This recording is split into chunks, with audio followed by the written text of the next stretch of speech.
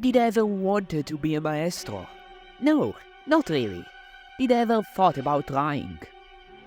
Totally not. And yet, here I am, standing in Maestro VR, getting ready to make the first video in my new channel. But why though? From all the different options I had, why am I here? Oh, that's such a good question, and I'm so glad you asked.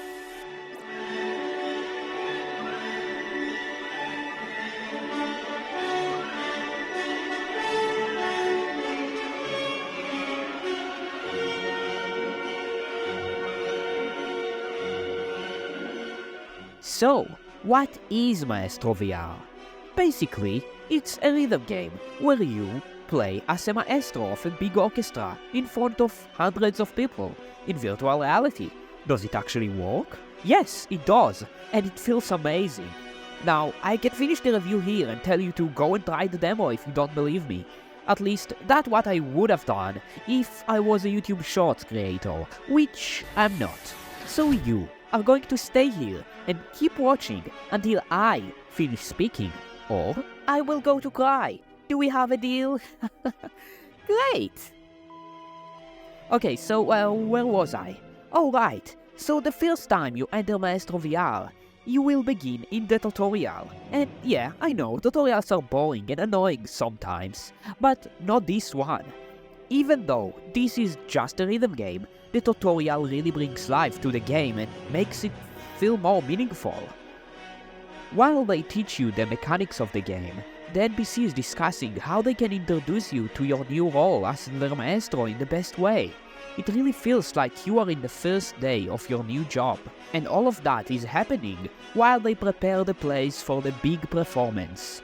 And the tutorial ends with you performing with your orchestra in front of huge audience, while you use everything you learned to give them the best music they have ever heard. Now, let's talk about the gameplay. What we have actually learned from the tutorial. As the maestro, your job is to lead the orchestra and make sure all of the musicians are playing together in harmony. And the way this game translates it into virtual reality is just amazing. You will need to control the tempo of the music by tilting your baton with your right hand to the direction of the approaching white arrows.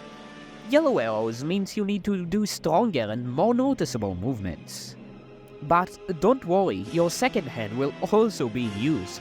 With your free hand, you will need to control the intensity of the music by rising or lowering your hand, making a fist to stop the musicians from playing, and pointing at them to give them cues when to join in. And when you see two arrows, you need to use both of your hands together. All of those mechanics feel really well and very enjoyable, and not like in other rhythm games in VR like Beat Saber or Pistol Whip, you don't feel like you are fighting for your life. Maestro actually gives you the feeling that you are the one in control. It really feels like you are the one who leads this orchestra, and it's just amazing. And the greatest thing about it is that you don't even need controllers to play this game. If you are on the Meta Quest, you can play the entire game just with hand tracking. One hand is free, and the other hand can actually hold the baton, or chopsticks, or anything else you want to improve your experience. And it works really well. It's probably the best hand tracking game I played on the Meta Quest, and I think that's the ultimate way to experience Maestro VR.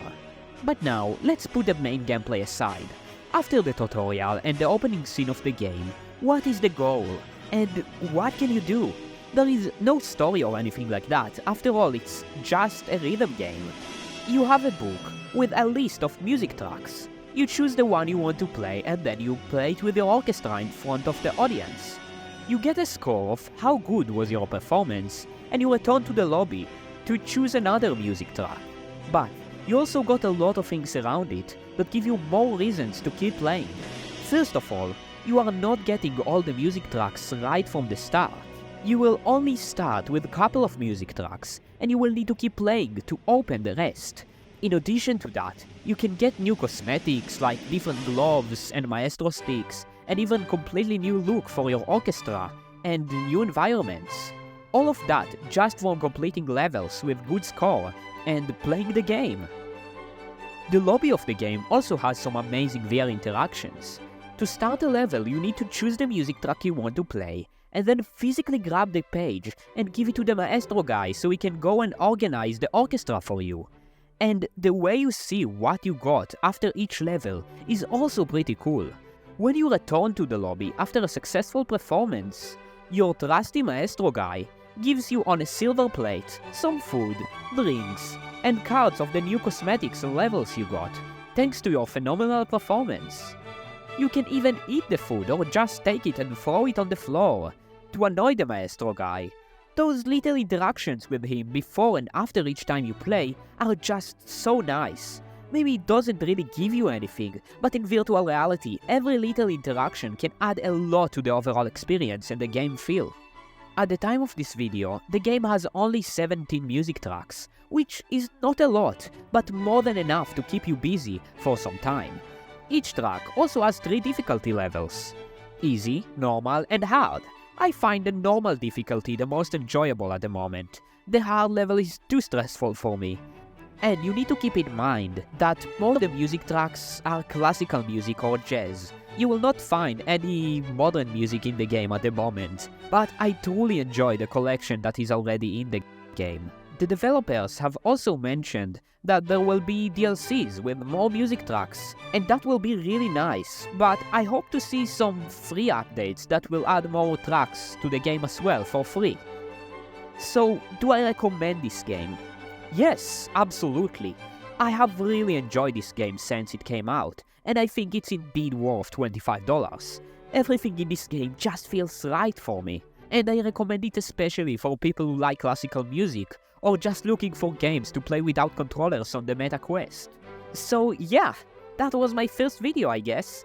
I hope you enjoyed it, and if you have some feedback, please write it down in the comments. And I know my English is terrible, but sadly, it is what it is for now.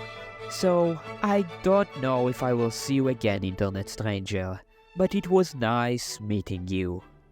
And cut.